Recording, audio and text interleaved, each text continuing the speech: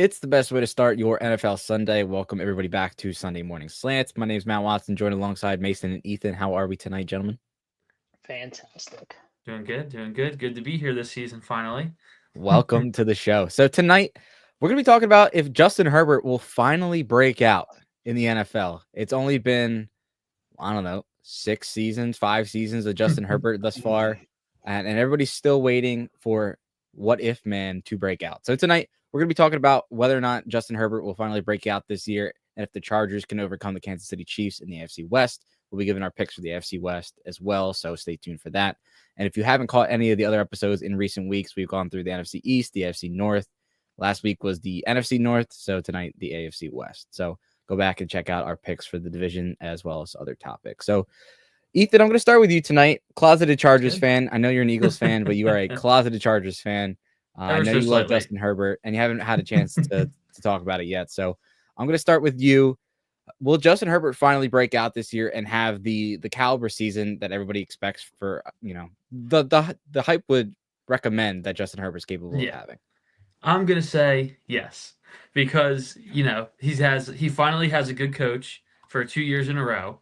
I mean, everyone knows that Brandon Staley sucked. And I mean, in his first year with Harbaugh in like a run first offense, and I mean, Harbaugh doesn't really cater his offense to quarterbacks. They still made it to the playoffs. I mean, they looked horrible in the playoffs. Especially Justin Herbert, yeah. Yeah, especially Justin Herbert. Maybe it's more I'm higher on the team than him, but I don't know. He really is what about man, isn't he? Because what if man? It's all the talent and all the ability in the world, and it's just there's always seems to be an excuse for him, except for in the playoff games. I would put most of the playoff loss last year on him because what did he have? 4 picks, 3 picks? He had 4 interceptions. 4 picks. 1 touchdown, 4 interceptions last year. Yeah, and then they had the collapse against the Doug Peterson Jaguars a couple of years ago in the playoffs, which was bad. So I mean, of course he definitely has his faults, but I would still call him top 12 to top 10 quarterback in the league. I would say he's definitely. I guess I feel like that's low. Like I feel like most rankings have him in like the 5-6 range. I don't know.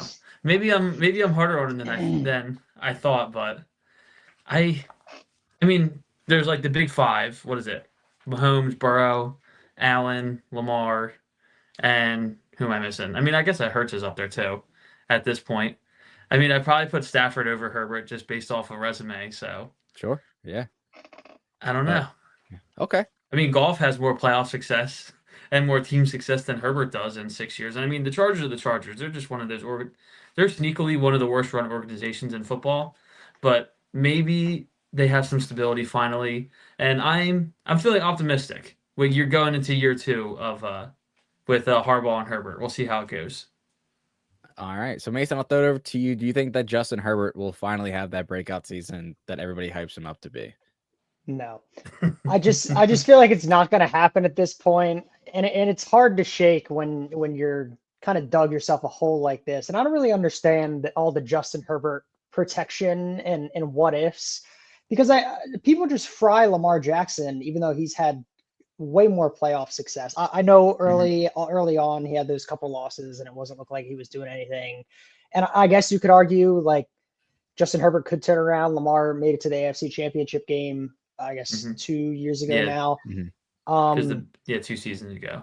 Yeah, but I just don't see it. I mean, if you look at his stats, I had to look this up, and really I had to Google Jalen Hurts stats too to compare these things. But after his rookie and his second year, I mean, we're looking at 25, 20, and 23 touchdowns the last 3 years. Jalen Hurts has 22, 23, and 18. Like, I mean, and then Jalen Hurts makes up for it with all of his. He has what, like 12 or 13 rushing touchdowns? I can't imagine Justin Herbert has more than what, like a handful, maybe like 5. He doesn't have maybe like 5 or 6 over his whole career. Like, I mean, he's mobile, but he's not a runner. So it's just like, where is the hype around this guy? And then getting into the playoff stuff, I mean, it's just terrible. I remember I was in Florida for that Jacksonville game, and I remember driving. I was in Florida, so I was able to listen to the radio. And I was like, how is this happening? I was like, all these people in Florida are about to go freaking nuts. And I couldn't believe they were melting down that bad. And then they make it last year and he just absolutely collapses. I think 6 years in, it's just kind of like it is what it is. It's almost Peyton Manning-esque at the beginning of his career, where you had all this regular season success and then just not very much success in the playoffs, but like on steroids, and like the opposite way for both sides. Like it's just not as good in the regular season, then it's even worse in the playoffs. So like it's not I mean, like he's obviously throwing 40 touchdowns in the regular yeah, season no, like Manning it's like was. yeah, I mean he's definitely efficient, but yeah, he's not. It's not like he's a gunslinger lighting up the world in the regular season and then just like averaging the playoffs. It's like top 10-ish in the regular season and then just god awful in the playoffs. So I think 6 years in, this is kind of what he is. I mean, he could definitely get more help throughout his career. Maybe get some more weapons and like he could be in the Eagles offense, and maybe if they start building around him, it could improve a little bit. But I just think Justin Herbert is who he is at this point. Yeah, I'm gonna completely agree with you there. I think one of the things with the Chargers and Herbert, they drafted Amari Hampton in the first round this year. So that tells me that the Chargers are going to look to run the ball again this year. Last year, they had more of a run-focused team, especially early on, and that's when they had a lot of success. The Chargers also had one of the best defenses in football last year. So, time of possession was a big deal for them. Keep the other team off the field, and when they do, they were playing stellar defense, keeping their guys well-rested. And it was a recipe that worked. And the big reason why they lost that playoff game is because Herbert turned the ball over 4 times. You just really can't win NFL games when you lose the turnover battle, especially in the playoffs. And by no means were the Texans stellar last season, but when you give them 4 extra opportunities, they're going to make you pay for it. So I think any team can do damage with 4 extra offensive possessions. Exactly. Even the Saints, if you gave the Saints 4 extra turnovers this year, maybe they'll win a game. Spencer Rattler might be able to score a touchdown. He might be able to break 10. We're not breaking any news here. It's just the Saints are sad. But yeah, I just think the Chargers are going to head in that direction even further this year. I think that they're going to try and run the ball. They did sign Najee Harris, so they have a 1-2 punch there at running back, which is a massive upgrade, in my opinion, over what they had last year. And so, I think that the Chargers are going to be a run-first team, and they're going to play stellar defense. They're not going to ask Justin Herbert to go out there and light up a scoreboard. And because of that, his numbers aren't going to shine. And you look last year, they won 11 games. He played well, but he wasn't the focus of the offense. And people still try and put him up there in like the top 5, 6 and NFL quarterback rankings. But I think he, 7, 8, 9, I feel like he's more in that range. I think he is trending more towards a game manager. And that's not by, that's not a shot by any means. I just think that Harbaugh is making him a game manager. Exactly. Yeah. They're winning games because he's not doing too much. And so I think that's just going to kind of be the recipe that they're going to follow this year. And so one of the things I did want to point out is just kind of some of the weapons around Justin Herbert. Wide receiver wise, he has Ladd McConkey, who broke out last year, was a fantastic player. His wide receiver 2 is Quentin Johnston, who, was a first round pick a few years ago, has had issues with drops, has not been a very reliable target. He's improved, but I wouldn't call him a wide receiver 2, especially at this stage in his career. And then they just brought back Keenan Allen, who, even if Keenan Allen gives you a great year, like he's on the downside of his career. Honestly, screw Keenan Allen. I thought he was going to be so good on the Bears last year. I drafted him in fantasy. I hope he has a terrible year this year. Well, he's not going to see the ball, so I'll tell you that. And then I know that the Chargers have a couple young wide receivers, Trey Harris, who they drafted, and some other guys that were getting a lot of shine in camp. So I think the weapons are average at best in terms of wide receivers. I think Will Dissly is the Chargers' current tight end, and Tyler Conklin. Yeah. So passing wise, Herbert has average options at best. I don't think he has an elite guy. I think Conkley's just not there yet. So they're going to run the ball and they're going to play stellar defense, and I think it's going to help them win a lot of games. But I just don't see Herbert, finally breaking out like everybody wants him to. So I just don't see it. If they don't win a playoff game this year, then I think this is the year that people are finally going to break on him. Because at a certain point, it has to. Like people have, media people have to. He has to stop being such the media what if darling. Like at a certain point, no matter how much of potential and ability he has, if it's just not there, it's just not there. No, I agree. If you're not going to win the big games, what are you doing? So okay, so I'll pose the question to everybody, and Ethan, I'll start with you again. Do the Chargers win a playoff game this year? I don't know. The division is tougher this year than it was last year, I would say. Like, I mean, the Broncos, they're not necessarily going to sneak up on teams this year like they did last year, but I mean, they're still good. They're probably improved over last year, I would say. I mean, the Chiefs are the Chiefs. Even if they take a step back, they're still probably going to win, what, 11 games at the bare minimum. Mm-hmm. And I mean, the Raiders are not good, but they have the most I mean, with Gino, they'll probably have at least somewhat competent quarterback play, which is better than you can say over the last 5 years. So, will they probably make the playoffs? I probably guess so, but even getting out of their own division, I think it's going to be tough. Mason, I'll go to you. Do the Chargers win a playoff game this year? I just don't think so. I think the AFC just there's too many top heavy teams that even if they make the playoffs, like who are they beating? Let's like run through teams that I think are Like probably going to be better than the Chargers this year: Bills, Ravens, Bengals. Maybe even if they can played the figure Texans out again, anything. would you think that they beat them? I don't know. I don't know. I mean, that's what that would be the Stroud one. has Like two if playoff they wins in 2 played years, right? if So they if they played the Texans again, like I guess you could like I would say that's like 60-40 Texans, but it wouldn't like shock the world if the Chargers won. But everybody else, like they're not beating those teams, even if they get in. yeah, I don't think they make the playoffs, let alone win a playoff game. I think the Chargers, the NFL every year has teams, new teams in the playoffs, and I think the Chargers will be one of the teams that miss out. Yeah. I mean, I think the Bills are a lock, the Ravens are a lock. I'm sure the Texans are a lock division wise because they just don't have any competition. It's horrific. The Chiefs are a lock, whether that's the division or the playoffs. And then, you have the Bengals. I mean, I think the Broncos are going to be good. The Patriots are the one team that everybody is picking to make the playoffs who didn't make the playoffs last year. Yeah. And I mean, Tua, if he could stay healthy, I think the Dolphins are a solid team. I think the Dolphins are a dumpster fire of personalities and they're not elite, everything else. But I do think that I mean, like Tyreek Hill and Jalen Waddle, if they're both healthy with Tua, like they could put up a lot of points on people. Devon Achane, fantastic. They could score a lot of points. Yeah. So I wouldn't count out the Dolphins, and I'm sure there's a team that I'm overlooking. I mean, the Bengals could definitely make a playoff run.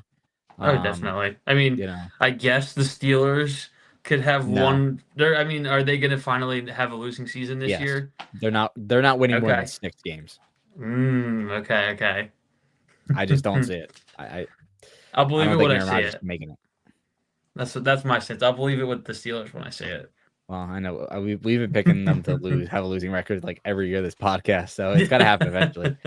But okay, so we're all kind of out on the Chargers, it seems like. So Mason, I'll start with you here. If not the Chargers, who wins the AFC West? Give me the Broncos. I want it. I need it. It's gonna happen. I just like the Chiefs are so due for regression. Like they should have won like 11 games last year, and they just won all these one-score games. They won 15-2, didn't they? Or something like that? Because they won like 10 one-score games. Like it had eventually the NFL gods come for you, and it's gonna balance out. I mean, this happened with the Eagles. I think the first year after when we went in 2017, and it felt like that year, every single time there was a close game, we came out on top. And then the year after, it felt like every game that was close went the opposite direction. Like eventually it has to balance out. I think the Broncos are going to have to take a step forward this year. I mean, I don't know really significantly who you guys lost. I would hope that Bo Nix would take a step forward. That's what I mean. So it's pretty much the same team coming back with Bo Nix, hopefully taking another step forward. I mean, the loss of Zach Wilson's got to be big for morale in the quarterback room, but I think they could pull together, and I think the Broncos at least give the Chiefs a run for their money this year. But I'm going to pick them to win it. Mason, Bo leaves. Ethan, I'll go to you. Who do you have winning the AFC West? It's like I don't want to say the Chiefs because I feel like it's so boring, but I feel like I have to. Like it's just I believe it until I see it, guy. Like I'll believe that the Chiefs are going to win the division every year until I don't see them win it anymore. It's kind of like when the Patriots ran the AFC East for like 20 years. It was like everyone was like, "Oh, the Jets have Ryan Fitzpatrick. Oh, the Dolphins have Ryan Tannehill off his Ryan Fitzpatrick." Yeah, it's like it's just hard for me to actually say it until to say it's going to be someone else until it actually is. That's how I feel about it. And Well, even that's though, like, I mean, I don't know if they're still the the new age evil empire, like the Patriots were, but because they have the best quarterback in football, probably, and the best active coach, I'm just gonna pick them because it's hard to go wrong with those two. Well, I know you said you wouldn't pick them or won't pick against them because you have to see it to believe it, but I see it and I believe it, and I'm also picking the Denver Broncos. That's There right. is extreme bias in this selection, of course. But generally, so last season, the Chiefs, I believe, are 9-0, 8-0 at this point, and the Broncos go in the Arrowhead, rookie quarterback, and they have the Chiefs on the ropes. Bo Nix leads a 2-minute drill down the field, lines them up for a 35-yard game-winning field goal, and the Chiefs' devil magic leads to a blocked field goal. The streak continues, and they deserve to lose Super Bowl too because they acted like they had just completed the 3P after that. Yeah, game. Exactly. They celebrated. I still have that picture of Patrick Mahomes like running on the field, literally acting like confetti was about to fall. Oh, they're so due for regression, man. They're so due. So Bo Nix had Mahomes beat in his first time in Arrowhead. Didn't phase him. Fast forward to the end of the season, Chiefs rest their starters, and of course the Broncos need to win to get into the playoffs, and they blow the doors off of them. Party celebrates in Denver. So the Broncos split with the Chiefs. They split the last 2 years, but that win at the end of the season, it's not a real indication of the matchup. But then again, I think they in a sense deserve to win that first game, so I think they're on their level. I think the Broncos are a better team today than they were last year. They had the worst run game in football last year. They had absolutely no run game. Bo Nix was their best runner. They let go of Javonte Williams. They upgraded. They drafted RJ Harvey in the second round. And then they signed J.K. Dobbins, who was with the Chargers last year, to be their backup third down back. So they've already improved their running back core. They had one of the best offensive lines in football last year. They're bringing back the entire unit. So they're, unless players regress or get hurt, like it's the same guy. Continuity on the offensive line is one of the most important aspects in any position ever. Like in football. Like look at the Eagles. They've had the same, they've had Mailata, they've had Lane Johnson, they've had Juergens now for this will be going into his second year as a starter, even though he played before. Just knowing what the guys next to you are going to do on the offensive line is so important, and it's just so understated. I feel like it's key. Yeah, it's teamwork at its finest. It's like the one unit you want to have continuity at. So, and then I think they locked up Cortland Sutton to a nice extension. I think you're getting year 2 of Troy Franklin, year 3 of Marvin Mims, who broke out a little bit last year, and then they upgraded a tight end. They signed Evan Ingram. So they actually have who was their tight end last year? Adam Troutman was the Broncos tight end last year. So if anybody here has actually heard about it, guy, wasn't he? Yes, he was with the Saints. Yeah. So I think the Broncos are a better team offensively. They had one of the best defenses in football last year, and they're bringing back largely the same group. They've upgraded at the second corner spot. They drafted Jade Barron, I believe is how you pronounce his name, in the first round to play alongside Pat Surtain. So who won Defensive Player of the Year, might I add. But so I think the Broncos are going to win the AFC West, and that's definitely a homer pick. It's the first time in a long time I've been able to actually confidently say the Broncos are a threat in the division and not just as a joke. I mean, it's been a long time. They made the playoffs last year. They had a pretty tight matchup with the Bills in the first half, so they're looking to build on it. So I have the Broncos winning the AFC West. And Sean Payton is a legit coach. Like he's won a Super Bowl, even though it was 17 years ago, almost at this point, 16 years ago. I mean, he's a legit, he knows what he's doing. I'll say that he's not just you don't have to go into the season wondering, the Broncos, I feel like their question marks for years have been head coaching and, quarterback play or whatever, but they have some stability. It seems like for the first time in a while. We believe on this podcast. We believe. So, yeah. So I have the Broncos winning. Mason has the Broncos winning. Ethan has the Kansas City Chiefs. Just kind of retracking to some of the other episodes. Ethan, both Mason and I picked the Ravens to win the AFC North. Who do you have in the division there? I'll go with the Bengals. Why not? I'll be different. I'll be spicy. Okay. Just because, Joe Burrow threw for 5,000 yards last year, and they didn't make the playoffs. and I know that's could work against them, but I feel like at a certain point it has to work for them because they've missed it, what, 2 consecutive years now? Mhm. And I mean, that's not how Joe Burrow rolls. I feel like even if it's not his best team that they've had, I think they'll be good this year. I'm believing in the Bengals, and they got Hendrickson locked up finally, at least for one more year. So I'm kind of in on the Bengals this year. Okay, and then I think we both picked the Ravens for the AFC North. Well, yeah, we just did AFC North.